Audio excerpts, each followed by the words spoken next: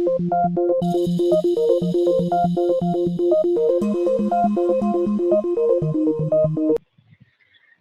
की क्लास में biomolecules chapter को ये आगे कंटिन्यू करते हुए मैं आपको न्यूक्लिक एसिड्स एक्सप्लेन करने जा रही हूँ। सबसे फर्स्ट कॉन्सेप्ट न्यूक्लिक एसिड्स के लिए, ये आप किसके अंदर पढ़ाई कर रहे हैं? मैक्रोमोलिक्यूल्स के अंदर, माइक्रोमोलिक्यूल्स नहीं, मैक्रोमोलिक्यूल्स, ठीक है। और न्यूक्लिक एसिड्स इस पूरे अर्थ पे, इस पूरे लिविंग सिस्टम में, इस पूरे बायोस्फीयर में सबसे अच्छी बात ये है कि दो ही हैं, एक डीएनए है और दूसरा आरएनए है। तीसरा कोई न्यूक्लिक एसिड इस पूरे अर्थ पे नहीं है। तो ये अच्छी बात हुई कि दो ही की पढ़ाई करनी है आपको।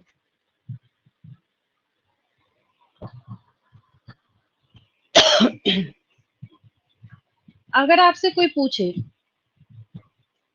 कि जब अर्थ का इवोल्यूशन हुआ था तो सबसे पहले कौन सा न्यूक्लिक एसिड मिला था, सॉरी, वहां याद रखेंगे हमारे अर्थ के इवॉल्व होने के बाद जो पहले आया था अर्थ पे, दैट वाज आरएनए। लेकिन आज इस पूरे लिविंग सिस्टम में सबसे ज्यादा कौन सा न्यूक्लिक एसिड पाया जाता है, तब आंसर हो जाएगा डीएनए। कुछ स्टेटमेंट्स ऐसे हैं जो कि दोनों को साफ साफ क्रिस्टल क्लियर तरीके से ऑपोजिट बनाने का काम करता है। मतलब उसमें आपको कोई एफर्ट भी नहीं लगाना है, क्योंकि जब बच्चे लिखते हैं ना कि DNA is the most abundant genetic material in nature, तो वहां पे उनको ऐसा लगता है कि अगर ये सबसे ज्यादा पाया जा रहा है तो इसका मतलब है कि यही पहले इवॉल्व हुआ होगा। तो ये कंफ्यूजन आपको नहीं रखना है। हमेशा ये चीज याद रखनी है कि पहले कौन आया था, पहले आरएनए, ठीक है। दूसरी सबसे बड़ी बात जो कि यहाँ पे इन स्ट्रक्चर से बिल्कुल क्रिस्टल क्लियर है, आरएनए सिंगल स्ट्रैंडेड, यहाँ पे एक ही स्ट्रैंड आपको नजर आ रहा है, जबकि डीएनए के बाद ये सारा डिफरेंस बनेगा इनके बीच में जाके। और सबसे पहले डिफरेंस से स्टार्ट करने का फायदा क्या होता है, उसके बाद आप थ्रू आउट द लाइफ कभी भी डीएनए और आरएनए में कंफ्यूज तो बिल्कुल भी नहीं करेंगे, ठीक है। डीएनए में जब आप देख रहे हैं तो ऑब्वियस आपको यहाँ पे नजर ही आ रहा है ये कैसा है, ये डबल स्ट्रैंडेड है। डीएनए इज डबल स्ट्रैंडेड, यहाँ पे आपको क्या दिख रहा है, इसके टू स्ट्रैंड्स नजर आ रहे हैं। देन जब हम इसके नाइट्रोजनस बेसिस के बारे में बात करेंगे तो ये आपको तब समझ आएगा जब सबसे पहले आप इस चीज को समझेंगे कि आखिर एक्चुअली ये जो डीएनए है, मतलब ये इसके टू चेन्स है। अभी अभी आपको जो डायग्राम में दिख रहा है वो क्या दिख रहा है कि डीएनए के टू चेन्स यहाँ पे अवेलेबल है। इसका मतलब है कि जैसा वन चेन होगा वैसा ही दूसरा चेन भी होगा, ऑब्वियस है। और जब दूसरा चेन होगा इसका, तो अगर हम चेन के एक यूनिट को वहां पे लेके उसकी पढ़ाई कर ले तो वैसा ही पूरा होगा यहाँ पे। तो इस सीरीज में, हाँ, एक और चीज है, मैं बार बार रिपीट कर रही हूँ, जब मैंने ये चैप्टर स्टार्ट किया था ना तभी मैंने यही बात रिपीट करी थी कि अगर आपको ये बायोमोलिक्यूल्स चैप्टर नहीं याद होता है या समझ नहीं आता है, ठीक है, याद तो खैर हो जाएगा, अभी मैं समझाऊंगी तो सवाल ही नहीं उठता कि समझ नहीं आए।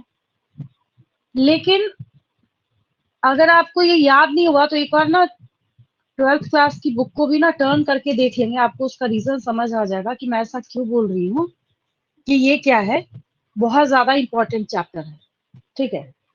अब जो सबसे बड़ा रीजन है उसमें ये है कि ये सारा बेस बनेगा आगे जाके। कहा, जब आप चैप्टर पढ़ेंगे मॉलिक्यूलर बेसिस ऑफ इनहेरिटेंस, वहां भी काम देगा आपको। फिर जेनेटिक्स की पढ़ाई करेंगे, वहां भी काम देगा आपको। देन बायोटेक पढ़ेंगे, वहां भी काम देगा आपको। मतलब इसके बिना काम तो नहीं चलना है आपका, बिल्कुल भी नहीं। तो ये सोच के पढ़ाई करेंगे कि हमारा ये जो है आगे जाके फाउंडेशन बनाने का काम करेगा, ये नहीं सोचना है ऐसा, ठीक है। 11th में पढ़ के जैसे होता है ना, जब मॉर्फोलॉजी इन फ्लावरिंग प्लांट्स वगैरह, मॉर्फोलॉजी वगैरह चैप्टर्स आते हैं ना, तो बच्चे ये सोच के ध्यान नहीं देते, वो कहते हैं कि हमारा क्या जाना है, अगर थोड़ा सा हम पास कर ले रहा है कि एग्जाम में पढ़ लेते हैं तो 12th क्लास में तो ये हमें पढ़ना नहीं है। लेकिन ऐसा बिल्कुल भी नहीं है। अगर इसको समझने में आपको दिक्कत होगी ना तो आगे बहुत दिक्कत होगी आपको। ठीक है।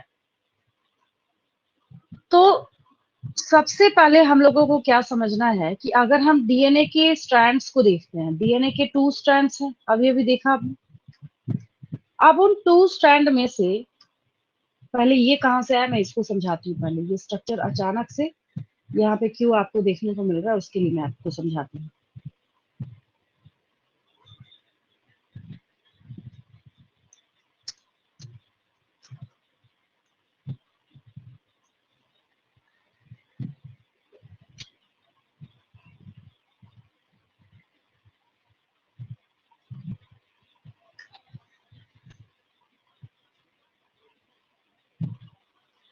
सबसे अच्छा तरीका ये है कि ये आपके पास डीएनए का स्ट्रैंड है, ठीक है। हमें सिर्फ इसकी जरूरत है कि आपको यहाँ पे डबल स्टैंडर्ड दिख रहा है या नहीं दिख रहा है, ठीक है।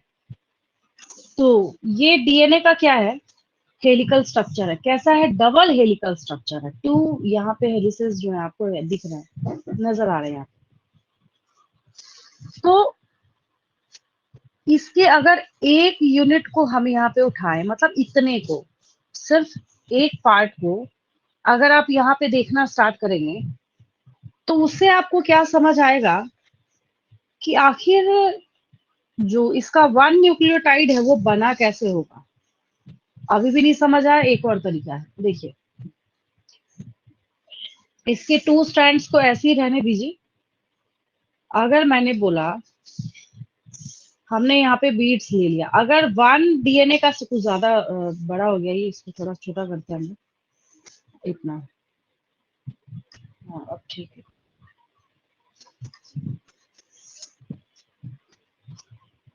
अब ऐसा समझना है कि एक स्ट्रैंड है, जैसे यहाँ पे 2 स्ट्रैंड है ना, एक आपको पर्पल कलर का दिख रहा है तो हमने पर्पल कलर वाले को लिया। यहाँ पे क्या है, 1 nucleotide, next next next next nucleotide, ठीक है। तो हम ऐसे क्या कर रहे हैं, एक्चुअली हम तो 1 पॉलीन्यूक्लियोटाइड चेन बना रहे हैं ना। तो एक पॉलीन्यूक्लियोटाइड चेन जो आप यहाँ पे बनता हुआ देख रहे हैं एज इट इज, ये पूरा का पूरा जो है क्या कर रहा है, ये न्यूक्लियोटाइड को कैरी करने का काम कर रहा है, पहली बात। दूसरी बात, जो आपको यहाँ पे एक न्यूक्लियोटाइड चेन दिख रहा है, तो एक न्यूक्लियोटाइड चेन जो है, मतलब पॉलीन्यूक्लियोटाइड चेन, किसके साथ यहाँ पे पेयर कर रहा है, हाइड्रोजन बॉन्ड बीच में इनको कनेक्ट करने का काम करता है। किसके साथ पेयर कर रहा है, ये दूसरा कलर लेते हैं इसके लिए। ये जो पेयर करने का काम कर रहा है ये दूसरे स्टैंड के साथ, तो न्यूक्लियोटाइड न्यूक्लियोटाइड बोलने का ये मतलब हुआ, जो मैं इतने देर से रिपीट कर रही हूँ, कि जैसा एक स्टैंड होगा वैसा ही तो दूसरा स्टैंड होगा ना। तो अब हमने जो यहाँ पे ऐसे बीड लाइक स्ट्रक्चर को रिप्रेजेंट कर रखा है, तो बच्चों को मैं कहती हूँ कि हमेशा एक बात याद रखना कि अगर हम एक न्यूक्लियोटाइड के कंपोनेंट्स की पढ़ाई कर लें तो हमें तो पता चल जाएगा ये डीएनए कैसे बना हुआ है। तो एक्चुअली हम जो यहाँ पे पढ़ाई कर रहे हैं वो एक न्यूक्लियोटाइड के बारे में सिर्फ हम लोग ये सीख रहे हैं कि आखिर जो 1 न्यूक्लियोटाइड है वो बना किसका है, ठीक है। तो बोलने का ये मतलब हुआ कि हम यहाँ पे देख रहे हैं components of 1 nucleotide of DNA. अब जब इसके 1 न्यूक्लियोटाइड के बारे में पढ़ाई करेंगे तो नाइट्रोजनस बेस है, शुगर है और फॉस्फेट है। नाइट्रोजनस बेस है, शुगर है और फॉस्फेट है। तो बच्चों को मैं कहती हूँ कि ऐसे याद रखना है इसको। अगर हमने लिखा यहाँ पे components of 1 nucleotide of DNA. अब ये जो डीएनए है इसके पास क्या क्या अवेलेबल है आपके पास, नाइट्रोजनस बेसिस। अब इसमें भी मैं आपको बताऊंगी कौन कौन से बेसिस हैं, ताकि जो फर्स्ट पेज पे मैंने आपको स्ट्रक्चर बता रखा है वो क्रिस्टल क्लियर हो जाए। सबसे पहला first component is nitrogenous bases. Nitrogenous, हम लोग इसको इसलिए नाइट्रोजनस बेसिस बोलते हैं क्योंकि एक भी ऐसा नाइट्रोजनस बेस नहीं होगा ना, इस अर्थ पे एक भी ऐसा नाइट्रोजनस बेस नहीं पाया जाता जिसमें आपको नाइट्रोजन ना मिले। विदाउट नाइट्रोजन आप इसको बना ही नहीं सकते। पहला हो गया, फर्स्ट हो गया आपके पास नाइट्रोजनस बेस।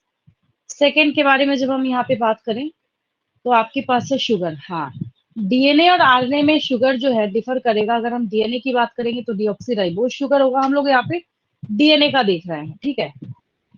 तो हम यहाँ पे इजिली लिख सकते हैं, हालांकि शुगर भी लिख सकते हैं। तो हमने लिखा D for DNA, D for deoxyribose sugar. ये हो गया दूसरा कंपोनेंट। थर्ड है आपके पास यहाँ पे, third one is inorganic phosphate.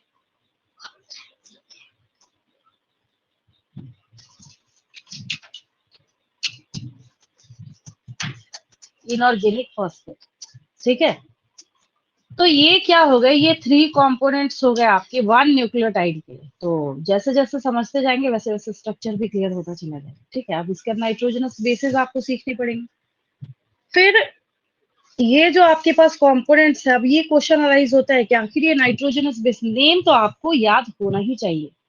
अगर आपको नेम नहीं याद होगा फिर कोई फायदा ही नहीं है पढ़ाई होने का। और अच्छी बात ये है कि चार की तो पढ़ाई करनी है आपको, जिसमें से सिर्फ एक क्या होगा, एक्सक्लूसिव होगा डीएनए के लिए, और दूसरा किसके लिए एक्सक्लूसिव होगा, आरएनए के लिए। बस इतनी सी बात है, ठीक है। तो ये फर्स्ट कंपोनेंट था इसका। सेकेंड है, कॉपी में ऐसे ही रिप्रेजेंट कर लेंगे तो आसान हो जाएगा आपके लिए। तीसरा है, जैसे वो आपको कॉम्प्लिकेटेड सा लग रहा था ना, मैंने उसको सिंप्लीफाई कर दिया। पहली बात, अब नाइट्रोजनस बेसिस आपने लिखा है तो नाम तो लिखना पड़ेगा, जो जैसा कि मैंने अभी बोला आपको। तो नंबर वन इज, अब देखिए इसको रिप्रेजेंट कैसे करेंगे। ऐसे अगर लिखने की बारी आए तो कोई दिक्कत ही नहीं है। एडेनिन, देन उसके बाद गुआनिन। रिप्रेजेंटेशन ऐसे ही होता है इसका, सिर्फ अल्फाबेट जो है वो फर्स्ट इनिशियल जो है बस उसको हम लोग लिखते हैं, ठीक है। साइटोसिन एंड थाइमिन, टी से हम लोग डिनोट करते हैं थाइमिन को। Fourth one is thymine, T से। अब नाम लिख दीजिए सबका। एडेनिन,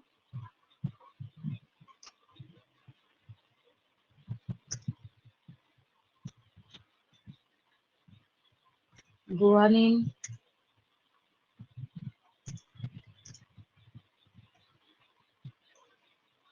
साइटोसिन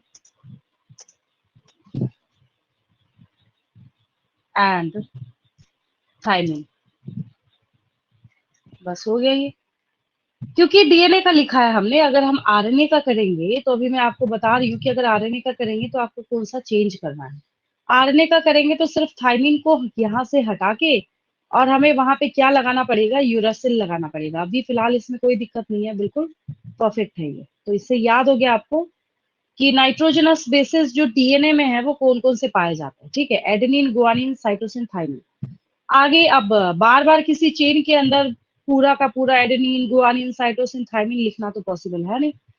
हम लोग क्या करते हैं, एटीजीसी एटीजीसी एटीजीसी से काम चलाते हैं, ठीक है। तो ये क्या हो गया, किसके कंपोनेंट्स की आपने पढ़ाई करी यहाँ पे। आप जो देख रहे हैं यहाँ पे डीएनए के कंपोनेंट्स हैं, किसके हैं, डीएनए के हैं, ठीक है।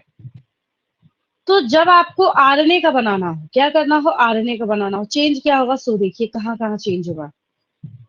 ये डिऑक्सीराइबोज शुगर है, आरएनए में राइबोज शुगर हो जाएगा। इनऑर्गेनिक फॉस्फेट ऐसे ही रहेगा, इसमें कहीं कोई दिक्कत नहीं।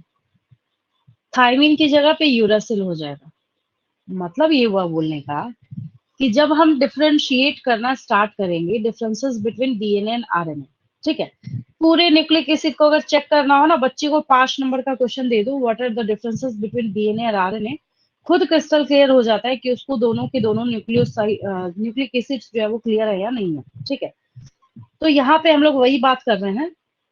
अब देखिए इसको देख के कितना आसान हो गया इसको डिफरेंशिएट करना। सबसे पहले हम लोग लिखेंगे DNA is the most abundant genetic material in nature, while RNA is present only in some viruses. कुछ वायरस दो तरह के होते हैं, वायरस में डीएनए भी जेनेटिक मटेरियल के तौर पे पाया जाता है और आरएनए भी पाया जाता है। तो कुछ इस वजह से हमने क्या किया, यहाँ पे बोला कुछ वायरसेस में पाया जाएगा, इन सम वायरसेस, ठीक है। Then the sugar which is present in DNA is deoxyribose sugar, while the sugar which is present in RNA is ribose sugar. Nitrogenous bases are adenine, guanine, cytosine, and thymine in case of DNA, while in RNA, thymine is replaced by uracil. Thymine को हटा के आपको वहां पे क्या लगाना पड़ेगा? Uracil लगाना पड़ेगा। और अगर आप इवोल्यूशन का भी एक डिफरेंस डालना चाहते हैं तो वहां पे हम लोग बहुत इजीली लिख सकते हैं, RNA is the first evolved genetic material, DNA उसके बाद आया था। ठीक है, तो ये क्या है, डिफरेंसेस है। इस पेज का स्क्रीनशॉट लेंगे पहले।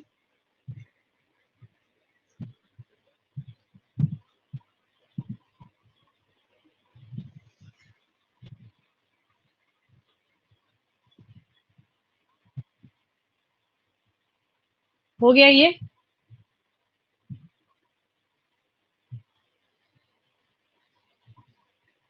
अब हमें क्या करना है, ये जो आपने डीएनए का देखा था, अब हम लोग क्या करेंगे, इसको आरएनए का बनाएंगे। कैसे बनाएंगे आरएनए का, सो देखिए कितना आसान हो गया। मैंने क्या किया यहाँ पे, ये जो डीएनए है ना, डी हटाइए, आर कर दीजिए यहाँ पे। ठीक है, नाइट्रोजनस बेसिस है ना, क्या करना पड़ेगा अब यहाँ पे, टी हटाना है और यू कर देना है। थायमिन को हटाना है और यूरासिल कर देना है। डिऑक्सी में से डिऑक्सी को हटा देंगे तो राइबोज शुगर हो जाएगा, कोई दिक्कत नहीं है। मतलब आपको ये क्रिस्टल क्लियर समझ आ गया होगा what are the differences between nucleotides of DNA and RNA. तो जो अभी अभी आप डीएनए का चेन देख रहे थे, तो एटीजीसी एटीजीसी एटीजीसी जो जगह जगह लिखा हुआ था वो यही था। अब एक और स्पेशल चीज, अगर आप डीएनए के स्ट्रैंड को देखते हैं, अगर आपको एक डीएनए का स्ट्रैंड दिखता है, तो डीएनए के स्ट्रैंड में सबसे स्पेशल कौन सी चीज है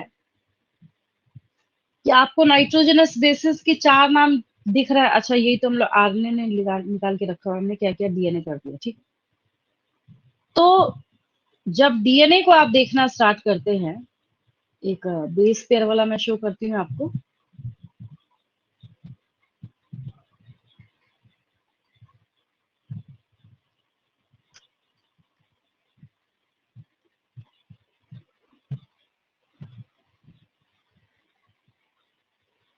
तो हमेशा एक चीज याद रखेंगे, हमेशा, आसान है, कोई रॉकेट साइंस नहीं है इसके अंदर, बहुत ही इजी है।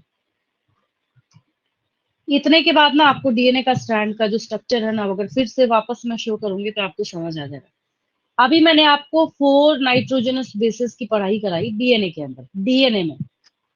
अगर किसी बच्चे ने यू लिख दिया ना डीएनए में, वो समझिए कि मतलब उसका जो न्यूक्लिक एसिड का कॉन्सेप्ट है ना, वो जीरो है।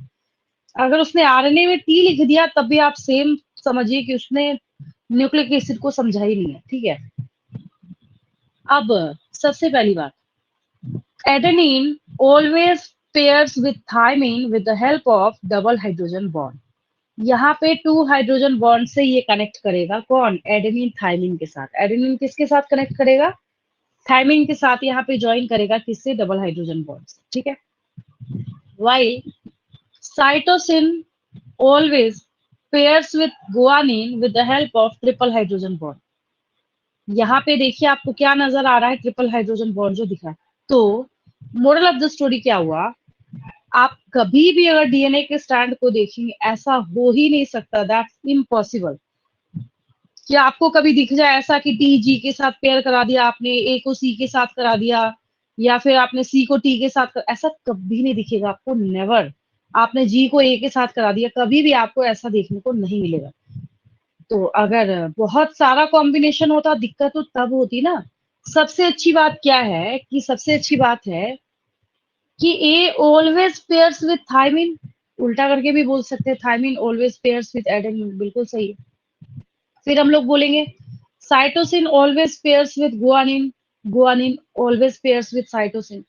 Adenine always pairs with thymine, thymine always pairs with adenine. एक ही बात होगी। ये जो मैंने आपको बॉन्ड्स बताए, याद हुआ सबको, याद हो गया, आसान लग रहा है समझने में, जो समझा रही हूँ समझ यस आ रहा मैम। है? हाँ, कोई डाउट तो नहीं किसी को? No ma'am.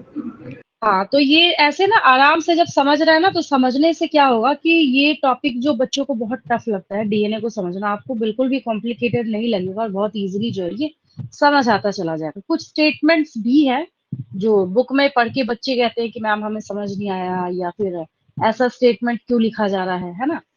तो वो भी मैं आपको समझाऊंगी, लेकिन उसके लिए भी बहुत मेहनत करनी पड़ती है। जैसे आपको डीएनए, अब देखिए फर्स्ट पेज पे था एक डायग्राम, मैं आपको वापस से शो करती हूँ। फर्स्ट पेज बोलने का मतलब जो मैंने न्यूक्लिक एसिड स्टार्ट करा है, मैं उसकी बात कर रही हूँ। ये है जैसे ये, अब कुछ ज्यादा ही छोटा है ये, बट कोई बात नहीं, दिख तो रहा है आपको कहीं कहीं पे, हाँ बहुत छोटा है। देखिए आपको दिख रहा होगा कि जी सी सी जी टी ए जी सी मतलब आंख बंद करके आप अब पेयर कर सकते हैं इसको, कोई दिक्कत नहीं है, ठीक है। और अभी आपको फिलहाल जो यहाँ पे दिख रहे हैं नीचे ये बने हुए स्ट्रक्चर से, ये मैं वापस आपको जूम करके दिखा रही हूँ, ये तो खैर बहुत इंपॉर्टेंट है। ये ना नाइट्रोजनस बेसेस हैं, इसमें से नाइट्रोजन जो है ना, एडेनिन, नाम तो आप पहचान ही चुके हैं, adenine, guanine, cytosine, thymine, uracil, ये सब के सब क्या है, नाइट्रोजनस बेसेस है, ठीक है। तो मैंने क्या बोला था, जैसे जैसे आप इसको सिंप्लीफाई करते जाएंगे, वैसे वैसे आपके पास ना इसका स्ट्रक्चर जो है वो आसान होता चला जाएगा, ठीक है। और इसको थोड़ा और इजी बनाते हैं हम लोग। देखिए पहले भी हालांकि मैंने ये शो कर रखा है आपको, और ऐसे भी आसान है, इसमें कोई दिक्कत नहीं है।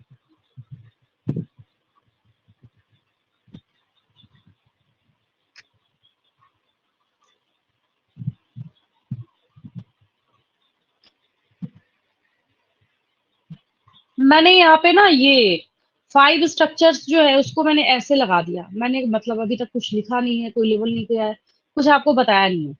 मैं ना बस एक क्वेश्चन आपसे पूछ रही हूँ सारे बच्चों से, ये ऊपर के जो एडेनिन और गुआनिन है, और नीचे जो थायमिन, साइटोसिन और यूरासिल आपको दिख रहा है, क्या फर्क है इन सब में? देखिए तो क्या डिफरेंस है इनके बीच में?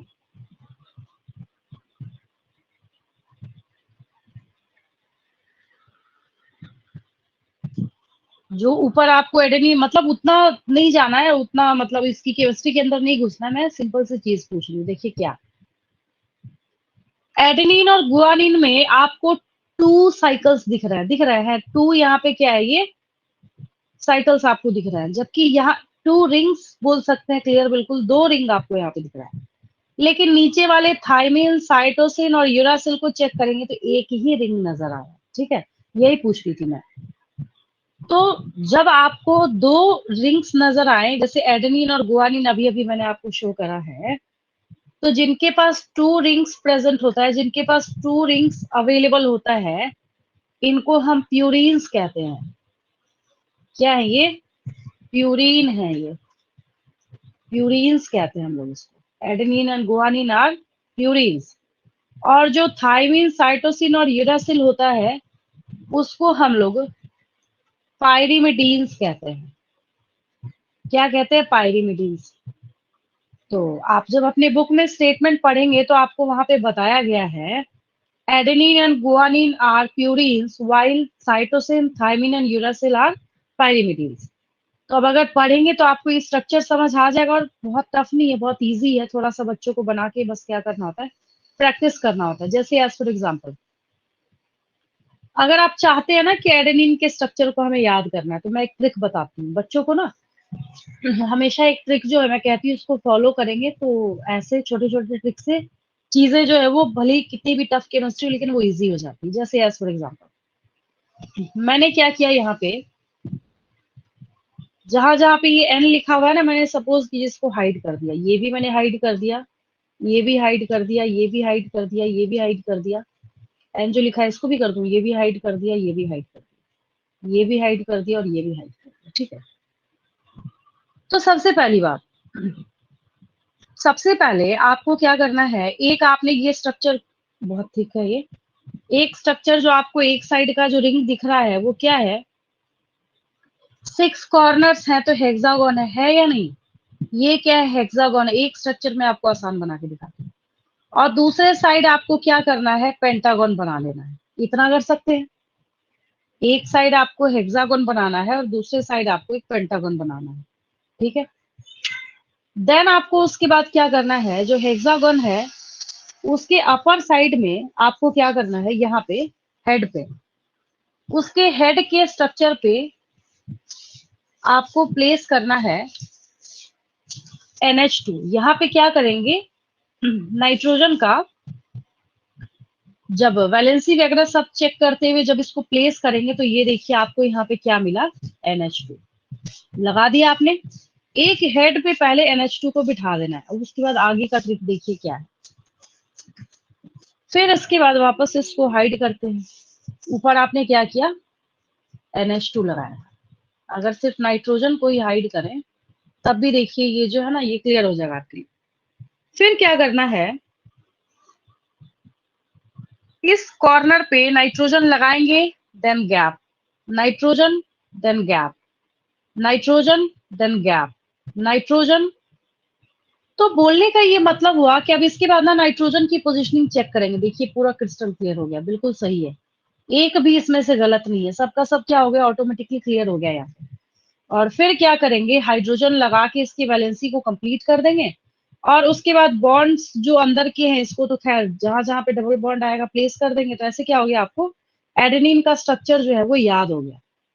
तो वही मैं बच्चों को कहती हूँ कि छोटे छोटे ट्रिक्स बना के, जैसे एडेनिन का मैंने आपको सिखाया है, उसी तरीके से गुआनिन। अब एक बार एडेनिन जिस बच्चे को याद होता है ना, ऑटोमेटिकली क्या होता है, गुआनिन जो है वो याद हो जाता है। यहाँ पे कुछ वैसा है ही नहीं, बहुत आसान है। जो यहाँ पे NH2 था उसकी जगह पे यहाँ पे देखिए क्या आ गया, ऑक्सीजन आ गया। तो और जो NH2 यहाँ रखा था आपने, उसकी पोजिशनिंग क्या है, यहाँ चली गई। एक याद होने के बाद ना बाकी बच्चों के लिए ऑटोमेटिकली इजी हो जाता है। ठीक है। फिलहाल आपने क्या सीखा, adenine and guanine are purines while cytosine, thymine and uracil are pyrimidines. ये क्या है, पायरिमिडीन्स है। एडेनिन और गुआनिन क्या है, प्यूरिन्स है। और साइटोसिन, यूरासिल और थाइमिन क्या है, पायरिमिडीन्स है। हाँ, तो मैं बात कर रही थी कि कुछ स्टेटमेंट्स हैं जिसको बच्चे एज अ डाउट लाके पूछते हैं मेरे पास। जैसे एज फॉर एग्जांपल आपकी बुक में स्टेटमेंट होगा, heterocyclic compounds in nucleic acids, heterocyclic compounds in nucleic acids are nitrogenous bases. तो डाउट क्या है बच्चों का कि मैम ये हेट्रोसाइक्लिक कंपाउंड्स का क्या मतलब होता है। तो एक चीज यहाँ पे ध्यान देंगे, हम कोई बेंजीन का स्ट्रक्चर तो बना नहीं रहे जिसके हर एक कॉर्नर पे C होगा। अगर आप बेंजीन के स्ट्रक्चर को देखें तो हर एक 6 कॉर्नर पे आपको क्या दिखेगा, कार्बन दिखेगा। हम एक रिंग में लेकिन 2 अलग तरह के कंपाउंड हो सकते हैं। हाँ, तो यहाँ पे हेट्रो मतलब डिफरेंट होता है।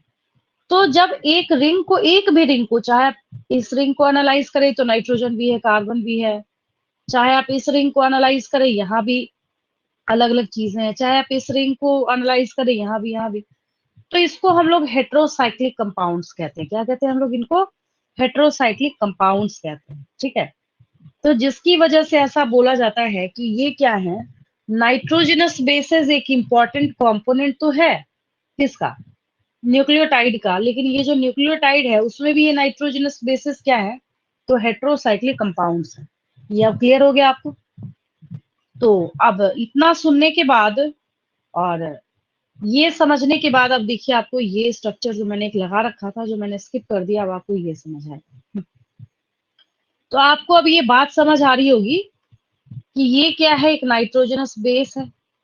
फिर इससे क्या ऐड हुआ, यहाँ पे तो शुगर ऐड हुआ। फिर शुगर के साथ क्या ऐड हुआ है, तो ये फॉस्फेट ग्रुप जो है इसको हमने यहाँ पे ऐड करा है। ठीक है। अभी जो स्टोरी है ना वो यही ओवर नहीं है। अब बातें वहां पे रह जाती है ना, चीजें वहां फंसती हैं। फिर जब वापस हम लोग किसके बारे में बात करते हैं, बॉन्ड्स के बारे में बात करते हैं। सबसे पहली चीज, अभी अभी जो मैंने आपको बताया कि जैसे इस स्ट्रक्चर को निकालते हैं, DNA वाले स्ट्रक्चर को। हाँ, जो साइटोसिन के साथ guanine, cytosine, guanine, adenine, thymine को आप जो कंबाइन करा रहे हैं, तो वहां पे मैंने ना हाइड्रोजन बॉन्ड का नाम लिया था। मतलब वो जो बॉन्ड आपके पास वहां पे अवेलेबल है, उसको ज्वाइन कराने का काम किसने किया था, हाइड्रोजन बॉन्ड ने। ठीक है। दूसरी बात ये है कि सवाल ये उठता है कि अगर इसके लिए एक और दूसरा स्ट्रक्चर चाहिए एक और बॉन्ड को समझने के लिए, देखिए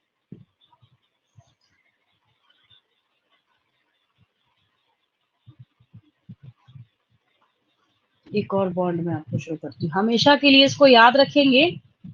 नहीं याद हुआ तो आप एक बार 12th वाली बुक निकाल के ऐसे ही टर्न करके देख लेंगे, आपको समझ आ जाएगा इसकी क्या इंपॉर्टेंस है।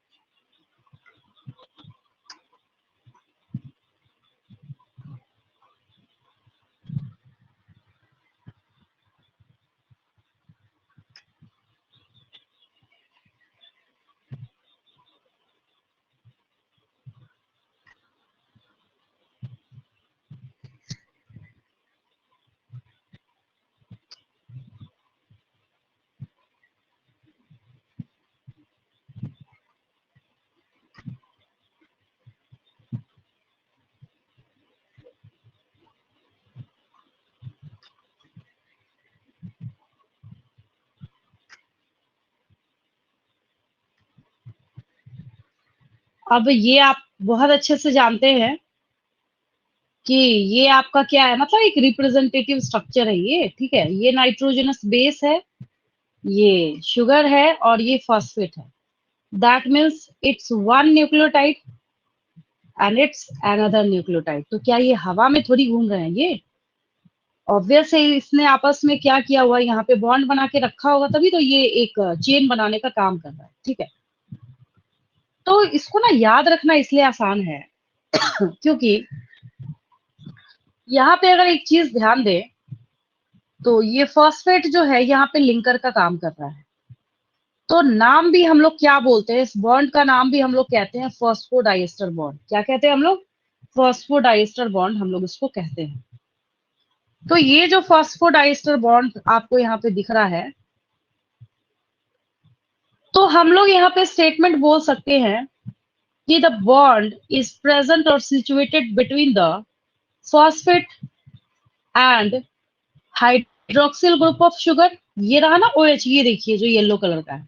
मैंने क्या बोला था, जैसे आपको पेप्टाइड बॉन्ड मैंने याद कराया था ना, तो आपको रटने की जरूरत नहीं है कि बुक में किसी ने स्टेटमेंट लिख दिया, आपको किसी ने नोट्स प्रोवाइड कर दिया और आप बैठ के रट रहे हैं। नहीं, यहाँ से देख के आपको समझना है। देखिए वापस मैं सबको क्लियर करती हूँ, फिर से समझाती हूँ। ये शुगर का स्ट्रक्चर है, नो डाउट। आपको ये नजर आ रहा है कि यहाँ भी क्या है, हाइड्रोक्सिल ग्रुप है OH, और यहाँ भी हाइड्रोक्सिल ग्रुप है OH। और एक और दूसरी बात और समझाइए मैंने आपको कि जब यहाँ पे बॉन्ड फॉर्मेशन होगा तो अगेन डिहाइड्रेशन अकर्स हियर। यहाँ भी डिहाइड्रेशन जो है वो होगा। क्या बोलने का मतलब है, आपको एनी हाउ यहाँ से H2O को स्प्लिट करके निकालना है। तो कितना आसान हो गया भाई, यहाँ पे दो ही H तो दिख रहा है आपको, तो आपने क्या किया, यहाँ पे H2 माइनस कर दिया, निकाल दिया यहाँ से, ठीक है। और O भी निकालेंगे तो बोलने का क्या मतलब हुआ कि ये बेचारा एक O अकेला बच जाएगा यहाँ पे, और ये क्या करेगा, जुड़ जाएगा, इसके साथ कंबाइन कर जाएगा। तो ठीक उसी तरीके से मतलब एक दूसरे न्यूक्लियोटाइड की शुगर के साथ और एक दूसरे न्यूक्लियोटाइड की शुगर के साथ यहाँ पे बीच में जो बॉन्ड बन रहा है, दैट इज फॉस्फोडाइएस्टर बॉन्ड। कौन सा बॉन्ड है ये? फॉस्फोडाइएस्टर बॉन्ड है। आपसे पूछा जाएगा name the bond which is responsible for joining of phosphate and sugar, ऐसे भी पूछा जा सकता है। तो आंसर क्या होगा आपका? Phosphodiester bond. क्या आंसर होगा? फॉस्फोडाइएस्टर बॉन्ड, ठीक है। इस पेज का स्क्रीनशॉट ले लेंगे, बहुत बढ़िया रिप्रेजेंटेशन है यहाँ पे। तो ये एक आपने क्या सीखा, यहाँ पे बॉन्ड सीखा।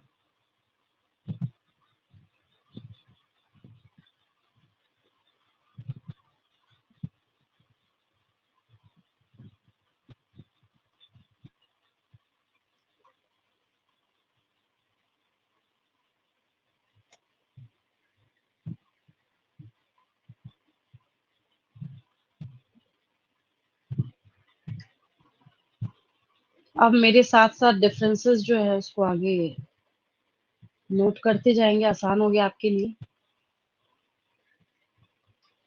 एक साइड लिखेंगे DNA और दूसरे साइड लिखेंगे RNA। DNA हो गया ये, RNA, नेक्स्ट साइड RNA। बहुत आसान है, बहुत इजी है, ठीक है। डीएनए के बारे में हम लोग लिखेंगे, जैसा कि आपने देखा अभी अभी। शॉर्ट में कर रहे हैं हम लोग, स्टेटमेंट नहीं बनाएंगे। डबल स्टैंडर्ड आप अपना बनाते रहिए कॉपी में, डीएनए इज डबल स्टैंडर्ड। हो गया, डन। अब आरएनए में क्या करेंगे, सिंगल स्टैंडर्ड कर देंगे। बस यहाँ पे सिंगल कर देंगे, पहला डिफरेंस। देन ये डबल स्टैंडर्ड है। दूसरा क्या देखा आपने, DNA is the most abundant genetic material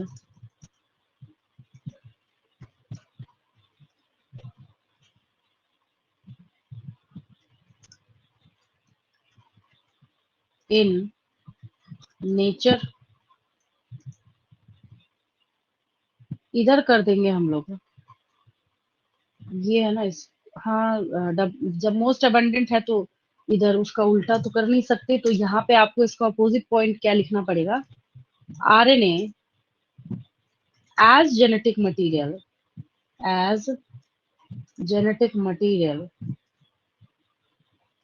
present only in some viruses. और एक और चीज, जिस वायरस के अंदर आरएनए जेनेटिक मटेरियल के तौर पे पाया जाता है उनको हम लोग रेट्रो वायरस कहते हैं। रेट्रो वायरसेस याद रखेंगे, उनको क्या कहते हैं हम लोग, रेट्रो वायरसेस। बहुत बड़ा मेजर डिफरेंस है ये। Then third point is DNA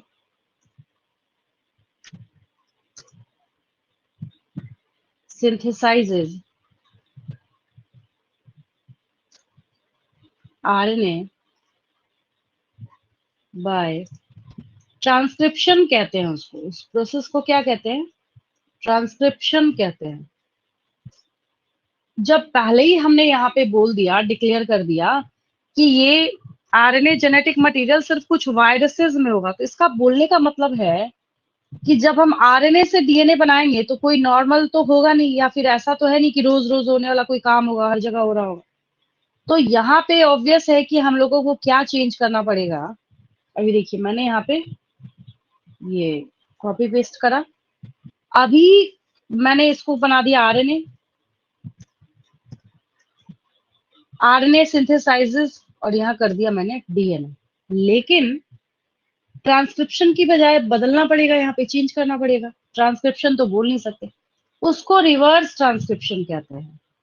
reverse, bye reverse transcription, बहुत बड़ा डिफरेंस ये भी हो गया। RNA synthesises DNA by reverse transcription. हम फिर इसके नीचे ऐड कर सकते हैं ओनली इन वायरसेस, तो ऊपर तो लिख ही रखा है, तो मैंने छोड़ दिया, यहाँ पे रहने दिया। आप लिख सकते हैं कॉपी में, ऐड कर लेना उसको, ठीक है। देन एक और चीज, अभी जब आप डीएनए का स्ट्रक्चर देख रहे थे तो वहां पे आपने क्या देखा, deoxy ribose sugar is present in DNA, पहली बात। अब इसका, अब कैसे ये डिफरेंस देखिए एकदम बच्चों वाला हो गया। अब नहीं आप बोलेंगे कि कॉम्प्लिकेटेड है, हमें समझ नहीं आया। ऐसे अगर अचानक से टेबल दे दिया जाए ना बच्चों को, कहते हैं मैम बहुत टफ है, हमें ये समझ नहीं आ रहा, हम एग्जाम में डिफरेंस कैसे लिखेंगे, बिल्कुल इसको सिंप्लीफाई कर दिया मैंने। अब ये लिखा था ना आपने, वापस मैंने इसको कॉपी किया। फिर अब इसमें क्या चेंज करना है, सो देखिए डिऑक्सीराइबोज है ना, तो इसको राइबोज बना देंगे। बस इस प्रेजेंट ओनली इन क्या हो जाएगा, आरएनए। ये किस में प्रेजेंट है, तो आरएनए में प्रेजेंट है। किस में प्रेजेंट है, आरएनए में। हो गया अच्छा खासा मेजर डिफरेंस, ये भी है, छोटा डिफरेंस तो नहीं है ये, ठीक है। Then DNA was evolved after RNA और आरएनए के बारे में बात करें, RNA was the first evolved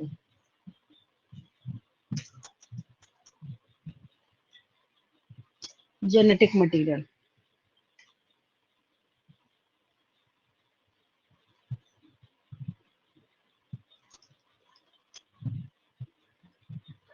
चलिए डन हो गया ये एक पेज, बाकी मैं नेक्स्ट पेज पे लिखती हूँ, इसका लेंगे स्क्रीनशॉट।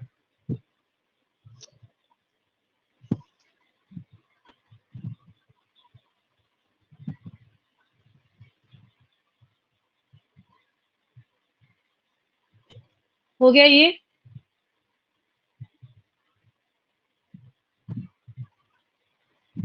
ये पेज डन हो गया, रिप्लाई करेंगे उधर से।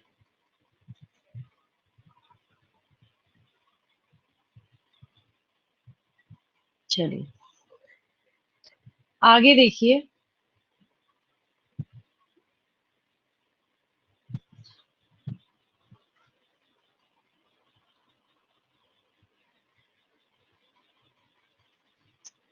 दूसरा जब डीएनए में पॉइंट लिखना स्टार्ट करेंगे, हमने कौन सा पॉइंट लिखा था पिछले पेज में, 5 6 जाएगा, 6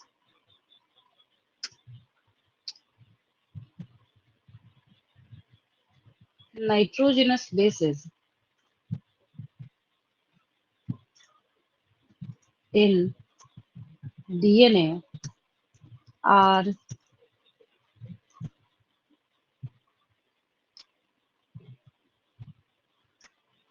और ऐसे आप एक अलग भी लिख सकते हैं, लेकिन अभी आप तो बिल्कुल सीखने के लेवल पे हैं, तो जिसकी वजह से मैं यहाँ पे पूरा ही लिख देती हूँ, यहाँ से कॉपी भी कर सकते हैं।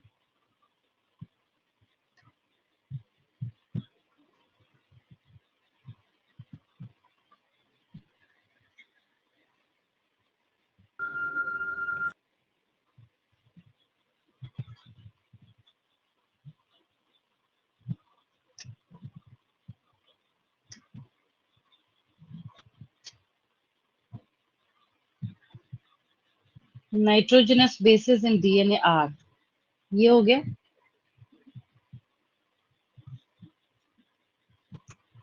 और जब हम इसको करेंगे नाइट्रोजनस बेसिस इन आरएनए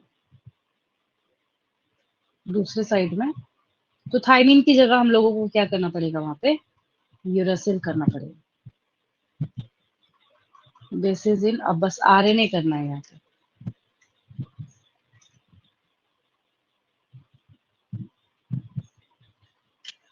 यहाँ पे यूरासिल हो जाएगा। अब इसके लिए क्योंकि आपने सारा ही रिप्रेजेंट किया है, तो एक स्टेटमेंट देना पड़ेगा इसके लिए।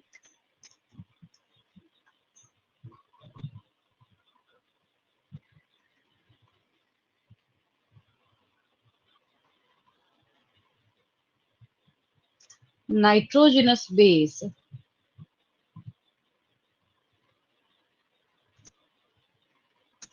थायमिन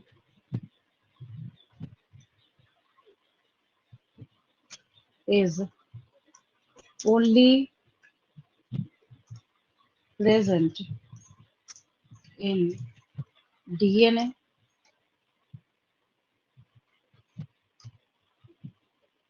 और इसका अपोजिट पॉइंट इस साइड हो जाएगा।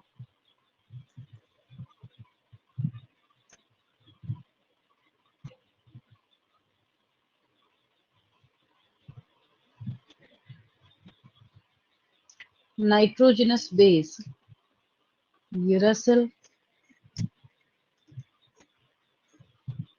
is only present in RNA। चलिए ये डन हुआ आपका, इसका स्क्रीनशॉट लेंगे, ये डीएनए आरएनए का डिफरेंस डन हो गया आपका।